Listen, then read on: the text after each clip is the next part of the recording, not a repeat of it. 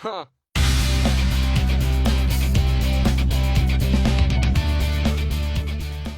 Okay, we're going to talk about spinal exercises, activities you can do that will help strengthen or balance the muscles in your spine. Usually, back problems are caused by misalignments, and chiropractic is about correcting those misalignments. One of the challenges is getting the corrections to stay put or to hold, as people say.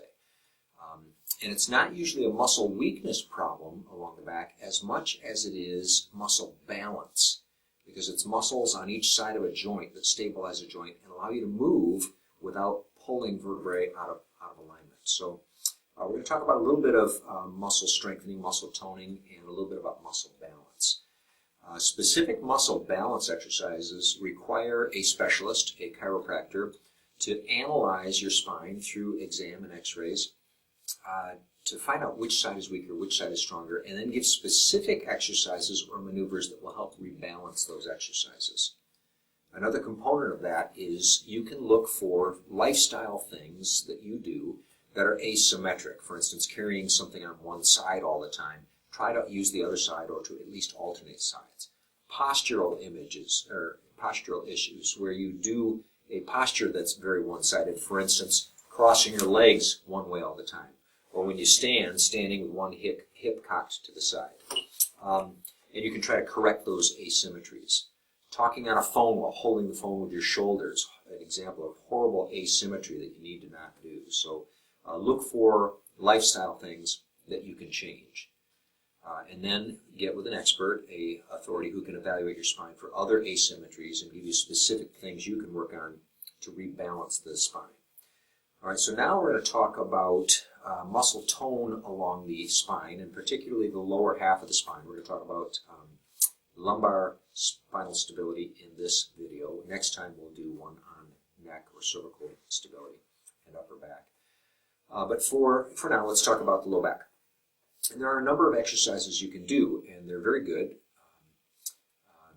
One of the things to keep in mind is when I teach you these and when you try them, pay attention to what your body's telling you. First of all, don't push at it. More is not better. You should be able to assume these positions and relax in them without pain. If it hurts, don't go as far in that position. Or if it continues to hurt, don't do that exercise. Your body's telling you, don't do that. So it's a little bit diagnostic too. As you get into some of these positions, if they hurt, that tells an expert, a chiropractor, a little bit more about what's going on in your body. So pay attention to that, but don't push it if it hurts. Okay, let's talk about the specific exercises. There are about 5 or 6 of them we can do. Let's start with the bird dog, a good general whole spine exercise. And it has to do with the cross-crawl pattern and neurology involved in that. But basically, you're going to assume a position on your hands and knees. You can do it on the floor or on your bed or on the couch, whatever's comfortable for you. And if you can't do any of those, we can modify it so that you can do it standing up, too. Okay, we're going to do the bird dog exercise. Again, you do it on your hands and knees. You can do it on your floor, on your bed, or on a couch. You want something pretty stable, though. A couch might be too wiggly and might not be comfortable doing it. But you're going to be on your hands and knees. You're going to bring out one arm and the opposite leg, like this. You don't want to hyperextend, and you don't want to look up. You want to look down at your hand that's on the floor and just keep this posture. You want to hold it for 10 seconds. Relax. And then do the other side. 10 seconds. If you're comfortable doing that, you want to do 3 repetitions. That's the bird dog. All right, next we're going to do the Sphinx. The Sphinx, there's 2 levels to this, starting with laying on your stomach with your elbows on the floor, and you just relax there. You're going to let your hips relax down toward whatever you're laying on. You just hold that posture.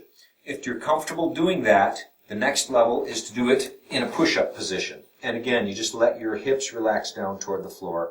Hold each position 10 seconds and repeat it 3 times. Again, if you're comfortable doing that, continue doing it. If you're not, it tells your chiropractor a little bit more about what's going on in your low back. All right, the next one is the cat-camel. Cat-camel is also on your hands and knees. You're going to alternate letting your low back relax down to bow down toward the floor, and then you're going to extend it